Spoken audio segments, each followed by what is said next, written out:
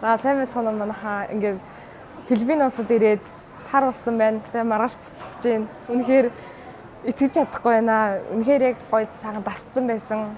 Эндхийн хоолндоо дасцсан, эндхийн хүмүүстэй дасцсан, багш нартаа дасцсан, хүүхдүүдэд дасцсан. Одоо буцна гэхээр үнэхээр гонигтай байна. Тэгээд энд ирээд сурсан зүйл гэх юм бол үнэхээр өөрийгөө нээж чадлаа. Тэгээд олон улсын хүүхдүүдтэй Филиппин багш нартаа аюу гоё нээлттэй байгаа. Тэгээд манай багш нар болохоор аюу гоё нээлттэй хүмүүс байдаг. Өдөрт 10 цаг ордог гэхэд бид ерөөсөө уйддаггүй, бид ядардаггүй, аюу гоё байдаг. Тэгээд багш нарыгаа бас санах байх.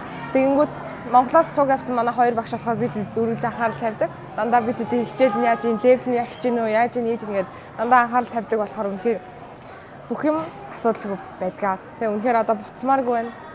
Үлдмээр байна. Болдог бол ихэд нэг сар байчмаар байна. Тий. За тэгээд энд ирээс миний сайжирсан зүйл гэх юм бол ямар ч байсан би нээлттэй болсон. Би миний ярианы чадвараас арай дээшсэн байх гэж би бодож байгаа. Тэгээд айгүй хичимхий байсан би. Энд авах хугацаанд болсон бүх дурсамжууд бол үнэхээр мартаж чадахгүй. Үнэхээр гоё дурсамжууд байна.